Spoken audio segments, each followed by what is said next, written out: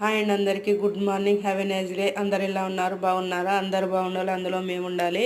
అందరు బాగుండాలని అయితే నేను ఎల్లప్పుడూ దేవుణ్ణి కోరుకుంటాను.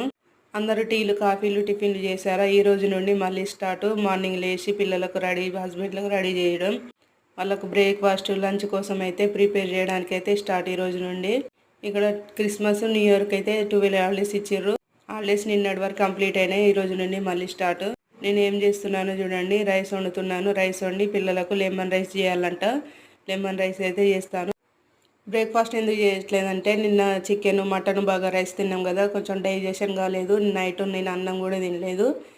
నాన్ వెజ్ తిన్న తర్వాత డైజెషన్ కావాలంటే 24 hours పడుతుందంట. కొంచెం నాకైతే పేల్స్కి వచ్చినట్టు అవుతుంది. అందుకనే గోరువెచ్చటి వాటర్ అయితే తాగుతున్నాను.